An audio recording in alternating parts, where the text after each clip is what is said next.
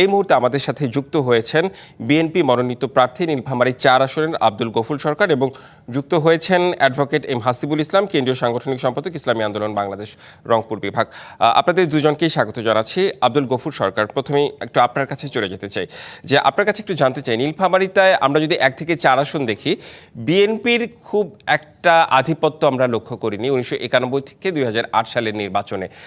তো এবার আসলে কি মনে হয়? আর ওই এলাকায় বিএনপির আধিপত্য আসলে পরিসংখ্যান তো কম বলছে, একটু আপনার মন্তব্য জানতে চাই। আপনি জানেন যে সৈয়দপুর কিশোরগঞ্জ এটা আমরা বিএনপির পক্ষ থেকে ১, ২, ৩ বার আমরা নির্বাচিত হয়েছিলাম। ধানের শীষের পক্ষে মানুষ রায় দিয়েছিল। বিশেষ করে আমাদের সৈয়দপুরের মানুষ, আমাদের উর্দু ভাষাভাষী যে সমস্ত লোকজন আছে, তারা সবসময় সরকারি দলের পক্ষে থাকে, বিএনপির পক্ষে থাকে। আমি সৈয়দপুরে অনেক কাজ করেছি। যেমন আমি শিক্ষকতা করেছি ৩৫ বছর ধরে। আমি সৈয়দপুরে মহিলা কলেজ করেছি, কামারপুকুর ডিগ্রি কলেজ করেছি। সৈয়দপুরের জনসাধারণের সঙ্গে আমার ওতপ্রোতভাবে সম্পর্ক আছে। আমি তাদের সমস্যার কথা জানি এবং আমি এটা জানেন যে আমাদের সৈয়দপুর রেলওয়ে শহর। এই রেলওয়ে শহরের যে অব্যবস্থাপনা, কিছু অব্যবহৃত জমি, এই নিয়ে এই এলাকার মানুষ দীর্ঘদিন ধরে সমস্যায় ভুগতেছে। আমি তাদের আশ্বস্ত করেছি যে আগামী নির্বাচনে আমাদের বিএনপি সরকার হলে আমরা রেলের অব্যবহৃত সম্পত্তি, যেগুলো এই ব্যবসায়ীরা এবং যারা বসবাস করছে তাদের সঙ্গে একটা চুক্তিতে নিয়ে আসব। এতে রেলেরও ইনকাম বাড়বে এবং যারা বসবাস করছে তারাও নিশ্চয়তা পাবে। এই মর্মে কাজ করছি। কিশোরগঞ্জ একটা বিস্তৃত এলাকা, আমাদের ৯টি ইউনিয়ন সেখানে আছে।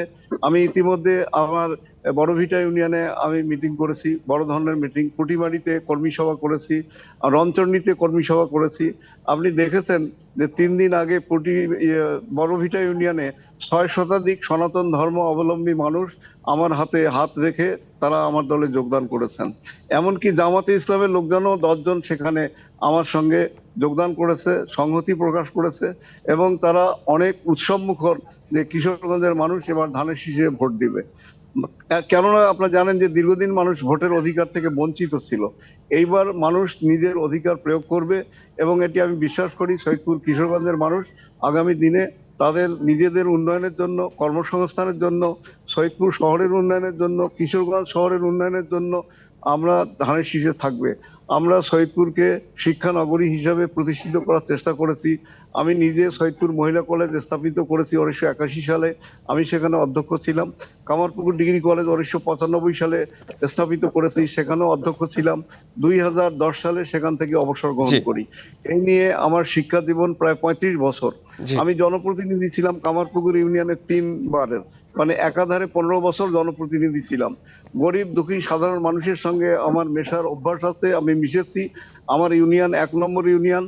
আমাকে আমার কর্মকাণ্ডের জন্য, গরিব সাধারণ মানুষের দুঃখ দুর্দশা ঘোচানোর জন্য আমি যে কাজ করেছি, সেই সময় সরকার আমাকে রাজশাহী বিভাগের শ্রেষ্ঠ চেয়ারম্যান হিসাবে ঘোষণা করেছিল এবং আমাকে গোল্ড মেডেল দিয়েছিল। জি, একদম তৃণমূল থেকে কাজ করে যে আপনি এসেছেন এবং সামগ্রিকভাবে যে বিএনপির অবস্থা বর্ণনা করলেন আপনার আসনে, বোঝা যাচ্ছে যে ত্রয়োদশ জাতীয় সংসদ নির্বাচনে আপনারা একটা খুব ভালো প্রস্তুতি নিয়েছেন। আপনাকে অনেক ধন্যবাদ আমাদের সাথে যুক্ত হবার জন্য। আমাদের সঙ্গে আরেকজন অতিথি যুক্ত রয়েছেন এই মুহূর্তে, অ্যাডভোকেট এম হাসিবুল ইসলাম, আপনাকে স্বাগত জানাচ্ছি। একটি বাংলাদেশ ইসলামী আন্দোলনের বিষয়ে জানতে চাই।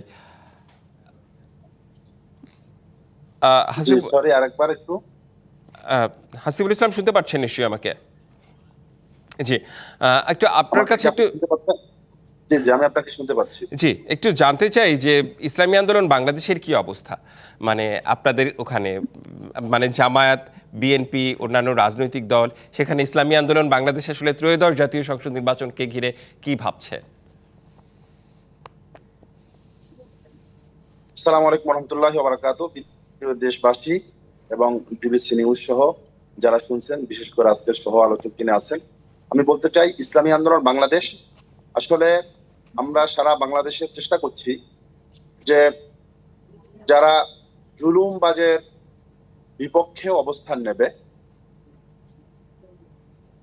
যারা দুর্নীতির বিপক্ষে অবস্থান নেবে, যারা সুন্দর একটা স্বদেশ গড়তে চাইবে, যারা বাংলাদেশকে একটা সুখী সমৃদ্ধশালী রাষ্ট্র হিসেবে প্রতিষ্ঠা করতে চাইবে, তাদের কাছে আসলে আমাদের দাওয়াতটা হচ্ছে, আমাদের আহ্বানটা হচ্ছে যে আমরা যাতে বাংলাদেশকে নতুন করে কোনো স্বৈরাচার সরকার যাতে বাংলাদেশে গঠন না হয়, এরকম একটা অবস্থান তৈরি করার জন্য আমাদের আমির পীর সাহেব চরমনাই মুফতি সৈয়দ মোহাম্মদ রেজাউল করিম উনি আসলে চেষ্টা করে যাচ্ছেন, বিশেষ করে ইসলাম, দেশ, মানবতার জন্য আমরা 8 দল, জামাত ইসলাম সহ অন্যান্য সমমনা 8 দল আমরা চেষ্টা করে যাচ্ছি যে বাংলাদেশে যাতে এমন একটা সরকার গঠিত হয় যাদের ন্যায়পরায়ণতা এবং যারা দেশকে দুর্নীতিমুক্ত রাখার জন্য বদ্ধপরিকর, সেরকম একটা সরকার আসলে আমরা গঠন করার জন্য চেষ্টা করে যাচ্ছি।